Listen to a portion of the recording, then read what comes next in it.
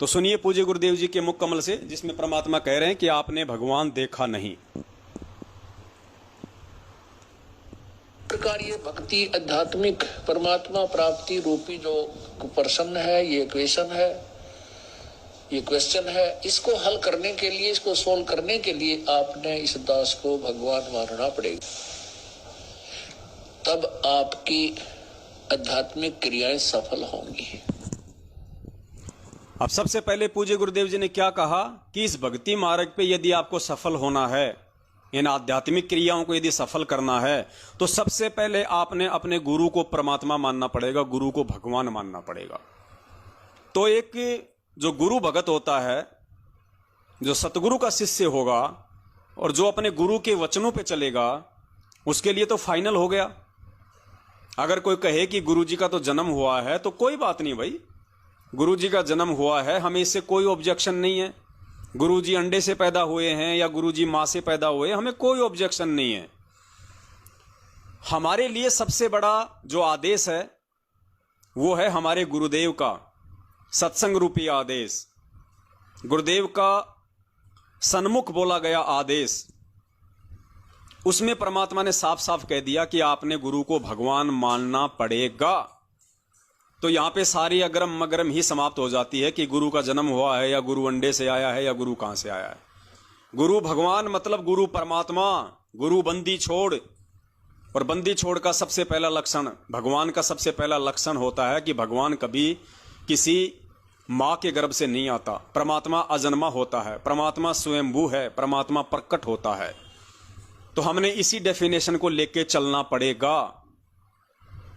और इस डेफिनेशन के आधार से हम परमेश्वर का फिर जन्मदिन नहीं मना सकते, हम परमेश्वर का प्रकट दिवस ही मनाएंगे। और यही परीक्षा है। तो सबसे पहले तो गुरुदेव ने हमें आदेश दे दिया कि आपने गुरु को भगवान मानना पड़ेगा। और उसके बाद परमात्मा कह रहे हैं कि आपने भगवान को देखा नहीं, आपने इस दास को देखा है। तो भगवान वाली जो क्रिया है, भगवान के साथ में जो रहना होता है, जो क्रिया करनी होती है, भगवान के सामने कैसे बोलना, चलना, उठना, बैठना होता है, वो सारी क्रिया आपने मुझ रामपाल दास को भगवान मान के मेरे साथ करनी पड़ेंगी। क्यों? उसके लिए गुरुजी ने बताया कि जब तुम त्रिकुटी पे जाओगे तो वो कबीर परमात्मा वहां भी मुझ रामपाल दास के रूप में ही तुम्हें मिलेगा। तो जो व्यवहार, जो तुम्हारी सोच आज इस पृथ्वी लोक में मेरे प्रति है, तुम मुझे परमात्मा मानते हो, जन्म लिया हुआ मानते हो, गुरु मानते हो, क्या मानते हो, ऐसी की ऐसी सोच और विचारधारा तुम्हारी त्रिकुटी पे होगी, क्योंकि वहां भी परमात्मा मुझ रामपाल दास के रूप में मिलेगा। तो जैसी सोच आज हमारी गुरु के प्रति इस पृथ्वी लोक पे रहेगी, सेम टू सेम वही सोच हमारी त्रिकुटी पे होगी गुरु जी के प्रति। पुण्यात्मा, हम कितना बड़ा धोखा खा जाएंगे यदि आज हम गुरु जी का जन्मदिन मना रहे हैं तो त्रिकुटी पे भी हम उनको मां से जन्म लिया हुआ ही मानेंगे। आज यदि हम परमात्मा के वचनों को नहीं मानते हैं, गुरुदेव के सत्संग रूपी वचनों पे नहीं चलते हैं, तो त्रिकुटी पे भी हमारे मन में वही विकार रहेंगे। तो बताइए, परमात्मा तुरंत हमारे को वहां से नीचे पटक देगा। तो ये रिहर्सल करवा रहा है परमात्मा सतगुरु के रूप में आके। और मालिक को पता है कि अगर मैंने मेरे दो रूप दिखा दिए कि भैया मेरा गुरु रूप अलग और मेरा परमात्मा रूप अलग, तो जिंदगी में पार ही नहीं हो पाएंगे। और दूसरी बात, जब इनको मालूम पड़ जाएगा कि भैया कोई परमात्मा तो कोई दूसरा है, असली भगवान तो त्रिकुटी में मिलेगा, ये तो गुरु जी हैं, तो ये यहां पे एक विश्वास के साथ, एक दृढ़ता के साथ में, मर्यादाओं के साथ में भक्ति नहीं कर पाएंगे, क्योंकि ये गुरु को सामान्य समझेंगे। और गुरु को सामान्य समझने वाला व्यक्ति कोई भी भक्ति क्रिया सही तरीके से पूरी नहीं कर पाएगा। और भक्ति क्रिया सफल नहीं हुई तो फिर सतलोक कैसे जा पाएगा। तो एक रूप होते हुए भी वो परमात्मा अपने आप को दो रूपों में दर्शाता है, गुरु रूप में और गोविंद रूप में। तो पहले सत्संग सुनिए परमात्मा का ध्यान से, उसके बाद परमात्मा इस पे और ज्यादा विश्लेषण करवाएंगे। इसी प्रकार ये भक्ति आध्यात्मिक परमात्मा प्राप्ति रूपी जो प्रश्न है, ये क्वेश्चन है, इसको हल करने के लिए, इसको सोल्व करने के लिए आपने इस दास को भगवान मानना पड़ेगा। तब आपकी आध्यात्मिक क्रियाएं सफल होंगी। जैसे आप यहां से जाओगे, आपने परमात्मा देखा नहीं है, आपने इस दास को देखा है, वो परमेश्वर इस दास का रूप धारण करके आपके समक्ष वहां खड़ा होगा। अब जैसा जिसका व्यवहार इस दास के प्रति यहां है वो वैसा ही करेगा। जैसा आपका इस दास के प्रति आपके मन में दोष या श्रद्धा है वो ज्यों की त्यों वहां होगी। जब आपकी वहां एक बार फिर जो है पछोड़ लाओगा परमात्मा,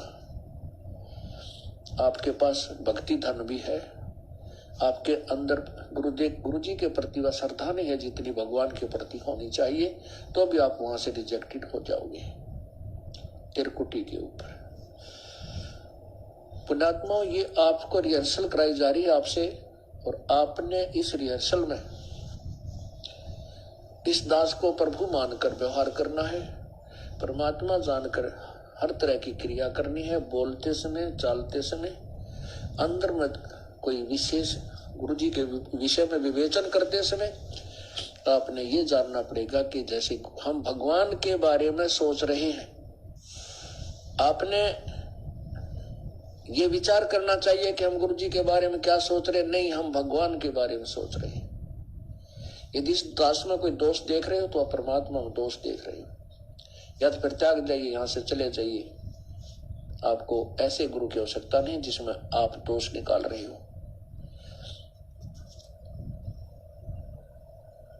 हम इसी प्रकार परमात्मा को प्राप्त कर सकते हैं। गुरु मानुष कर जानते ते नर कहिए अंधे, ओए दुखी संसार में आग काल के फंदे। पुण्यात्मा, स्पष्ट कह दिया पूज्य गुरुदेव जी ने, यदि आप मुझ रामपाल दास में कोई दोष देख रहे हो तो समझो आप अपने भगवान में दोष देख रहे हो, आप परमात्मा में दोष देख रहे हो। और यदि आप मुझ दास में दोष देख रहे हो, गुरुजी कह रहे हैं, तो परमात्मा कह रहे हैं यदि आपको अपने गुरु में कोई दोष दिखाई दे रहा है तो ऐसे गुरु की कोई आवश्यकता नहीं है, फिर आपको त्याग दीजिए उस गुरु को। आप सफल नहीं हो पाओगे फिर। पुण्यात्माओं, गुरुजी का जन्मदिन मनाने का मतलब है गुरुजी में महादोष देखना। दोष ही नहीं, महादोष। अपने गुरु को मानुष मानना, ये कोई सामान्य वाणी नहीं है जो हम रोज सुन लेते हैं, गुरु मानुष कर जानते ते नर कहिए अंधे। अरे गुरु को मानुष तो मान चुके हो भाई तुम लोग, उनका जन्मदिन मना के। मानुष मतलब मानव, आम प्राणी, जीव। इस वाणी में चाहे ये कह दो कि गुरु मानुष कर जानते, या ये कह दे कि गुरु को जीव कर जानिए, या गुरु को अपने जैसा कर जानिए। वो तो एक शब्द है मानुष। मानुष के तो बहुत सारे रूप हैं। अब भिखारी भी मानुष है, आम व्यक्ति भी मानुष है, अपने जैसा मानना भी उनको मानुष मानना है, उनका जन्मदिन मनाना भी मानुष मानना। क्योंकि जन्म किसका मनाया जाता है? जीव का। जन्म किसका होता है? जीव का।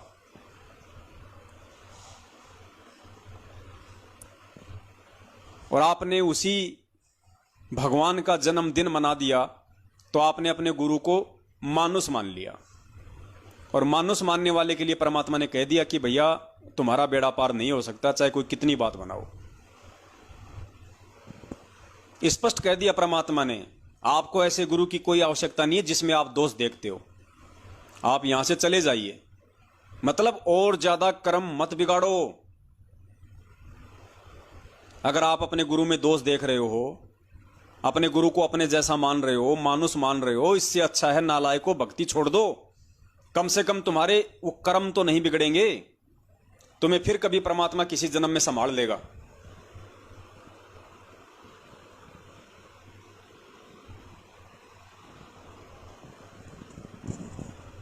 और गुरुदेव कह रहे हैं कि तुमने भगवान को देखा नहीं, तुमने इस दास को देखा है, और भगवान तुम्हें त्रिकुटी पे मिलेगा इस दास के रूप में। पुण्यात्माओं बताइए, तो सही कह रहे हैं परमात्मा कि तुमने भगवान नहीं देखा। यानी ये जो कागज की जो फोटो है कबीर जी दाढ़ी मूंछ वाली, ये भगवान की फोटो नहीं है। ये कबीर परमात्मा की फोटो नहीं है। अपने आत्मा, वो परमात्मा तो किसी भी रूप में आ जाएगा, और आ गया, आंखों के सामने खड़ा है। गुरुदेव ने क्या कहा?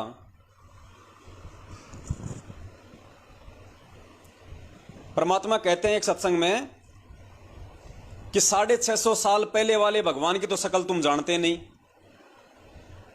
और वो भगवान आज आ जाए तो आज तुम उसको भगवान मानोगे नहीं, तो बात कैसे बनेगी? यानी भगवान है कौन? अगर तुम्हें लगता है कि 650 साल पहले कबीर परमात्मा आए थे, तो तुम्हें उनकी शकल का तो पता नहीं वो कैसे थे। 650 साल पहले तुम्हें तुम्हारे दादा परदादा की शकल ध्यान नहीं है। 650 साल पहले आए भगवान की शकल तुम्हें कौन बताएगा? ना उस समय कोई वो कैमरा था, ना कोई टीवी था, ना कोई वीडियो रिकॉर्डिंग करने का साधन था। तो गुरुजी कह रहे हैं कि 650 साल पहले भगवान आए, तुम्हें उसकी तो शकल याद है नहीं, और आज वो भगवान आ जाए उसको तुम भगवान मानोगे नहीं, तो फिर बात कैसे बनेगी? सुनिए परमपिता परमेश्वर के मुख कमल से।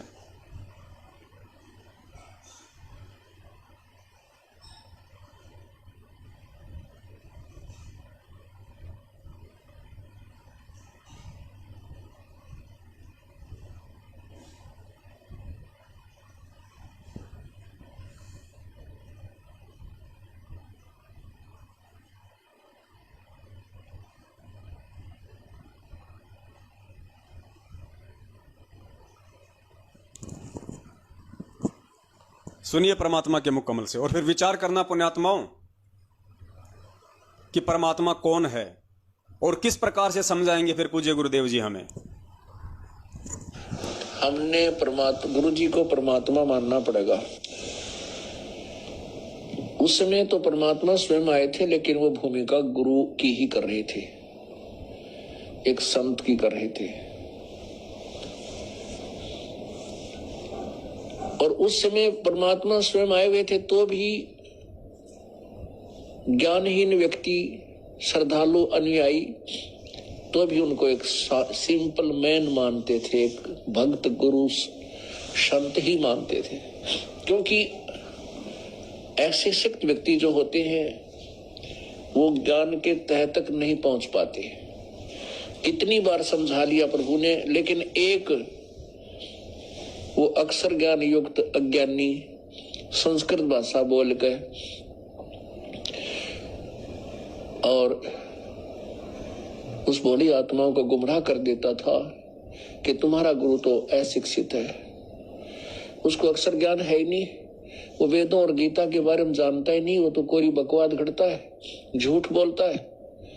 तो हम वो अनुयायी जो प्रभु के थे वो विचलित हो जाते थे और वो मान लेते थे उस अज्ञानी अक्षर ज्ञान युक्त प्राणी की इन बातों को कि सचमुच हमारे गुरु जी तो अशिक्षित हैं, इसलिए ये वेदों और गीता को तो नहीं जान सकते। और वेदों और गीता जी के बारे में तो ब्राह्मण लोग ही सही बताते हैं, पुराणों के विषय में यही सही जानते हैं, क्योंकि सभी पुराण, सभी पवित्र सदग्रंथ, पवित्र गीता जी, पवित्र चारों वेद, पवित्र पुराण सभी संस्कृत लैंग्वेज के अंदर लिपिबद्ध है। इस बात का वो नाजायज फायदा उठाएगी।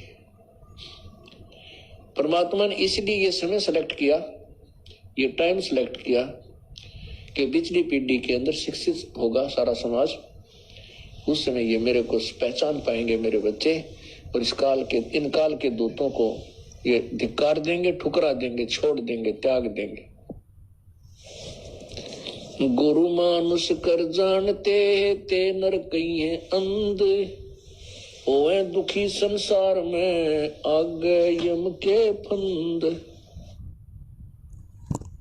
स्पष्ट कह रहे हैं परमात्मा गुरु जी को परमात्मा कि उस समय वो नकली धर्म गुरु नाजायज फायदा उठा गए हमारी अज्ञानता का, ज्ञानहीनता का, अक्षर ज्ञानहीनता का।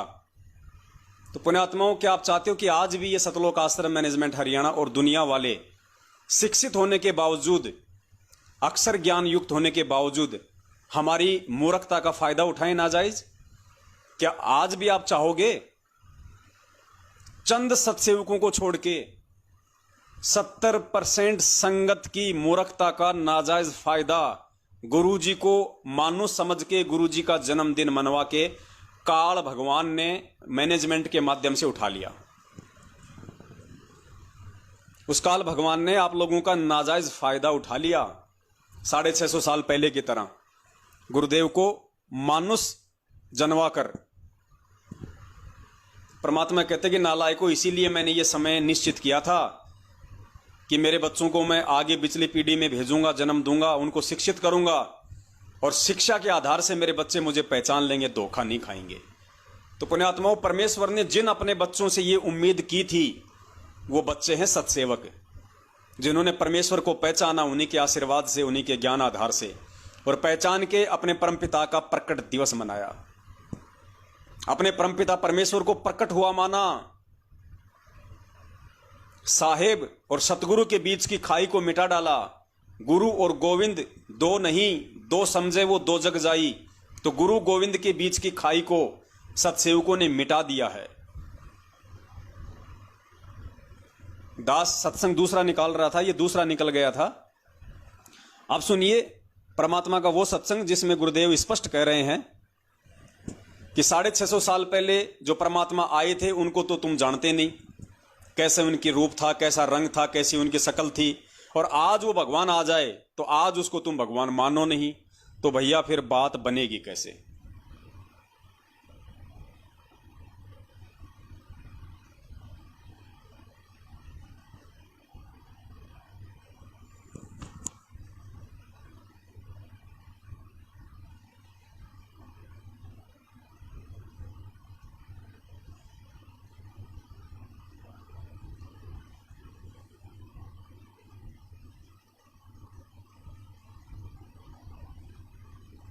ये पुण्यात्माओं दास,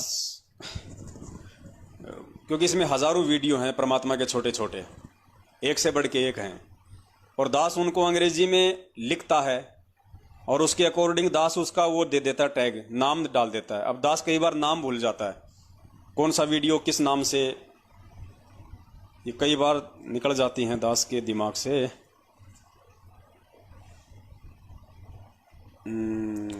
दास को इसमें लैपटॉप में निकालना पड़ेगा, शायद इसमें मैंने डाला नहीं हो। शॉर्ट वीडियो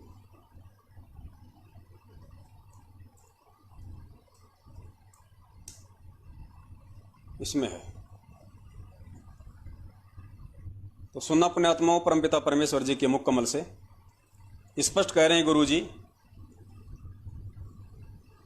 चलो इसमें तो ऑडियो है, आपको दिखाने की भी आवश्यकता नहीं, खाली ऑडियो में है, आप आवाज सुन लेना बस।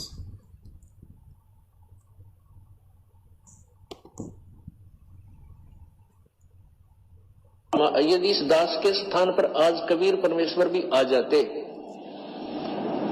क्योंकि जिस समय कबीर परमेश्वर जिस रूप में आए थे वो तो तुमने देखा नहीं, वर्तमान वाला ने, और वो परमात्मा किस रूप में आए थे ये तो जो हमने चित्र बना है तो हमारा एक अपना इमेजन है, अपना सपोजिशन है, अपना माना हुआ बनाया है। लेकिन वो परमात्मा अब आ जाए तो जिस रूप में वो पहले आया था वो तो तुमने देखा नहीं, और ईब जिसमें आया उसने तो मानो को नहीं। क्या कहा पूज्य गुरुदेव जी ने? पूज्य गुरुदेव जी ने कहा कि अगर इस समय वो कबीर परमात्मा उस दास के रूप में आ जाए, और फिर गुरु जी कह रहे हैं कि 650 साल पहले जिस रूप में आए थे वो तुमने देखा नहीं, और आज जिस रूप में आ जाए उस रूप को तुम मानने को तैयार नहीं। और फिर गुरु जी ने कहा कि पुण्यात्मा, तुम जो ये फोटो देखते हो, तुम जो ये चित्र देखते हो, कौन सा दाढ़ी मूछ वाला, गुरु जी कह रहे हैं ये तो काल्पनिक है, इमेजिन है, ये तो एक सोच आधार से लोगों ने बनाया है। ये चित्र परमेश्वर का नहीं है, भगवान का नहीं है। इसलिए दास मना करता है कि पुण्यात्माओं, एक समय तक ठीक था, हमने इस चित्र को भगवान मानना हमारे लिए वो जरूरी था, और पूज्य गुरुदेव जी के लिए भी एक समय तक, जब तक कि हमें ये ज्ञान नहीं था अच्छे से, तब तक इस चित्र को ही कबीर जी कह के पुकारना जरूरी था। लेकिन जब हमें ज्ञान दे दिया परमात्मा ने, हमें परमेश्वर ने अपनी पहचान करवा दी कि भैया उस चित्र से बाहर निकल के मैं खुद तुम्हारे सामने आ चुका हूं। अब वो चित्र तुम्हें कुछ नहीं देने वाला, तुम्हारा कोई भला नहीं करने वाला, तुम्हें कोई सत्संग सुनाने वाला नहीं है वो चित्र। अब तो कम से कम जिंदा रूप में तुम्हारी आंखों के सामने खड़े कबीर परमात्मा को पूजो। या आज भी तुम इतना ज्ञान लेने के बाद भी 27 साल कम नहीं होती है, गधे को गीता पढ़ाई जाए तो स्वर्ग चला जाए।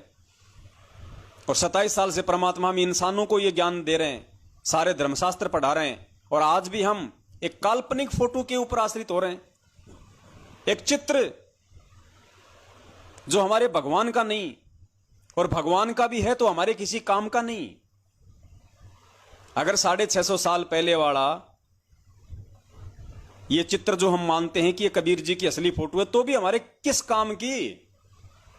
जब वही कबीर आज साक्षात हमारे सामने प्रकट है, तो उसी परमात्मा की 650 साल पुरानी फोटो हमारे क्या काम की?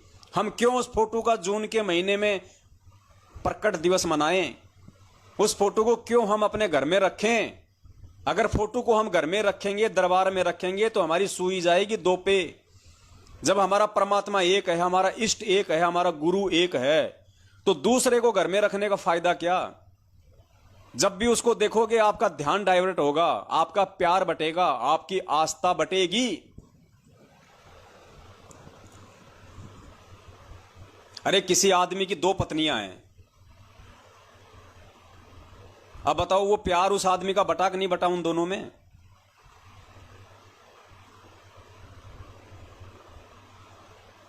पुण्यात्माओं, इसीलिए परमात्मा बार बार हमें समझाते हैं कि आत्मा का एक पति है, 2 पति नहीं है।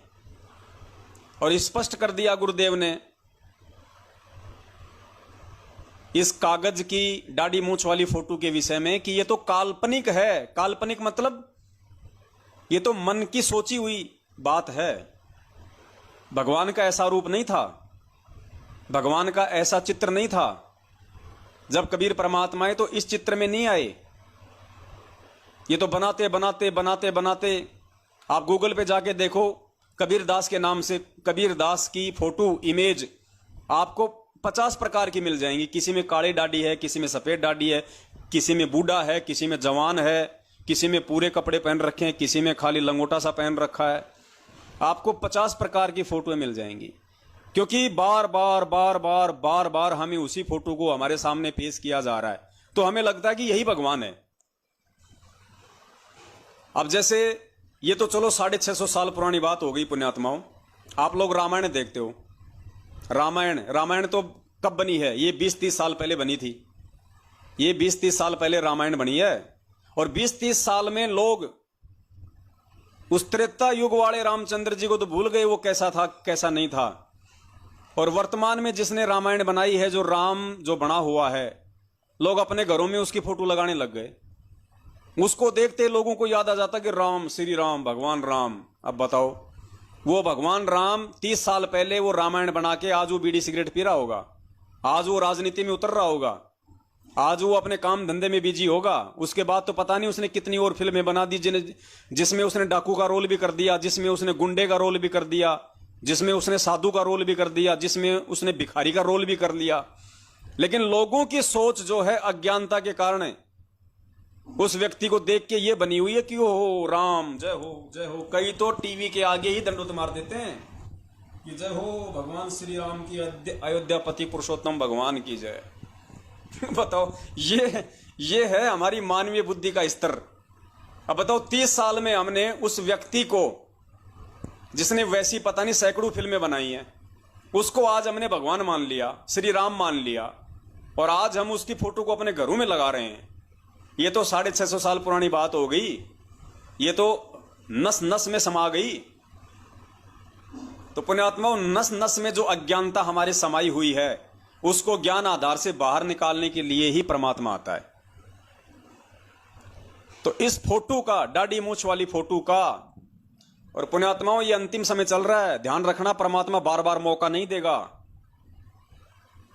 अगली बार जून में यदि किसी ने इस दाढ़ी मूंछ वाली फोटो को भगवान मान के यदि इसका प्रकट दिवस मना दिया, पुण्यात्माओं माफी नहीं है परमात्मा के घर में, बिल्कुल 1% भी इतने मौके नहीं देगा भगवान। ज्ञान दे दिया, समझ दे दी, बुद्धि दे रखी है, अब भी यदि गलती करेंगे परमात्मा क्षमा नहीं करेगा। तो हम सत्सेवकों ने तो भूल के भी इस फोटो का प्रकट दिवस मनाने की तो सोचनी भी नहीं है, वरना उसी समय आत्मा के दो पति बना लेंगे। हमने तो अपने घर में भी इस फोटो को नहीं रखना है। अगर किसी के दरबार में अगर ये फोटो लगी हुई है जिसमें नीचे गुरुजी हैं, ऊपर दाढ़ी मूंछ वाली फोटो है, जो गुरु गोविंद की फोटो होती है लाल लाल, पुण्यात्माओं सह सम्मान उस फोटो को वहां से हटा लो, सह सम्मान हटा लो वहां से, बहते हुए जल में प्रवाह कर दो उस फोटो को, या कहीं रख दो एकांत में, कोई दिक्कत नहीं। या इनके फर्जी नामदान केंद्रों पे दे आओ, या किसी दूसरे भगत को दे दो कि भैया ले ले, तेरे को फोटो चाहिए तो। हमारा भगवान हमारे हृदय में है, हमारे मन मंदिर में है, और घर पे भगवान की फोटो लगाएंगे, अकेले के लगाएंगे, केवल पूज्य गुरुदेव जी की फोटो लगाएंगे और किसी की फोटो नहीं लगाएंगे। ना हमारा गरीबदास जी से कोई लेना देना है, ना हमारा चितानंद जी महाराज से कोई लेना देना है, ना हमारा स्वामी रामानंद जी महाराज से कोई लेना देना है।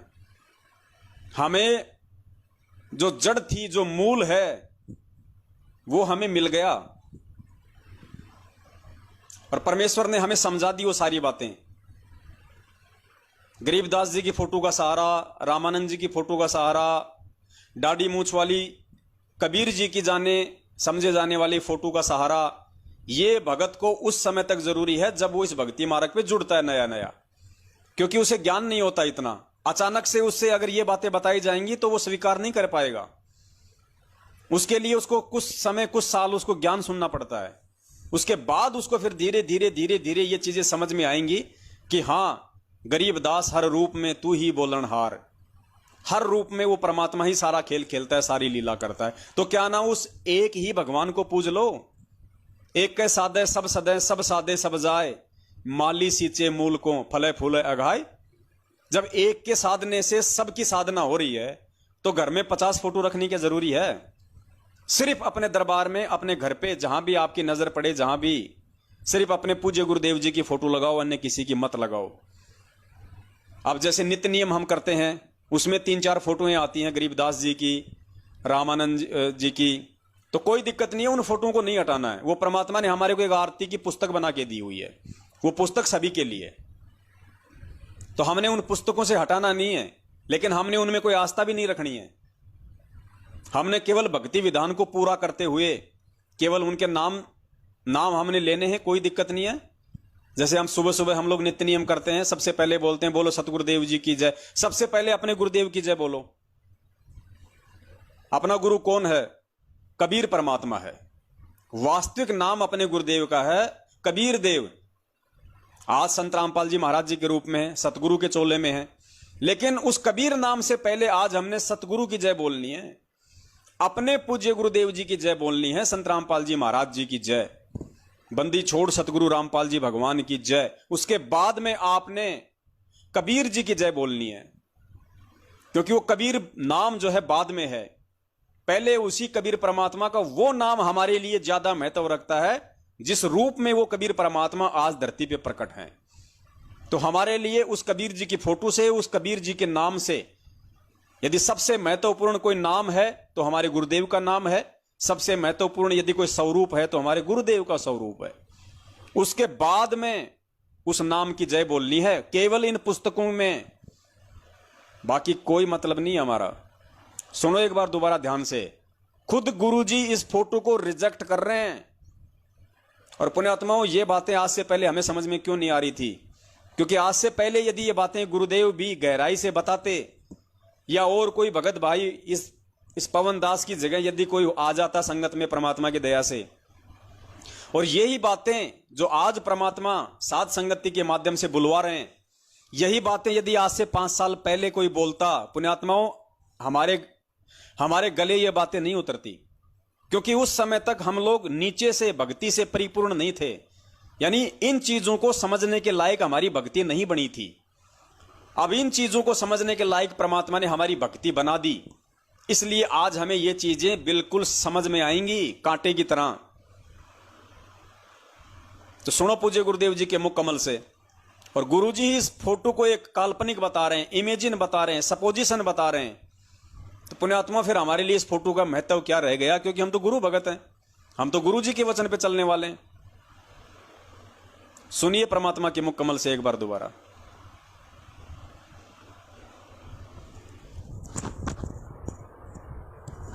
यदि इस दास के स्थान पर आज कबीर परमेश्वर भी आ जाते,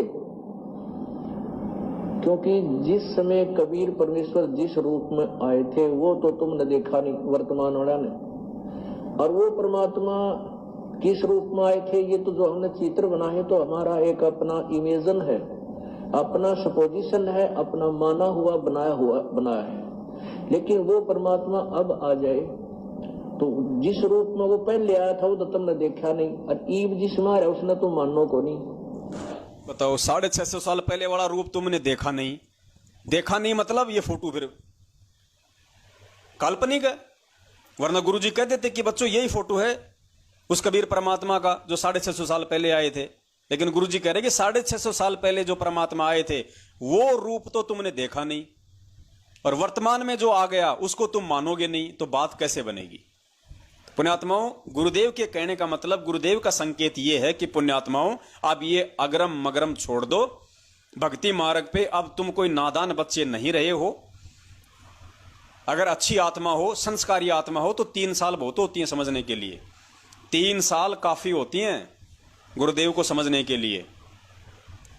तो गुरुदेव का संकेत है कि अगरम मगरम छोड़ दो, ये फोटोओं के ऊपर आश्रित होना छोड़ दो, ये फोटो का प्रकट दिवस मनाना छोड़ दो। जब वो जिंदा कबीर तुम्हारे सामने प्रकट है तो क्यों फोटोओं के ऊपर आश्रित होके अपने गुरुदेव को दुखी कर रहे हो।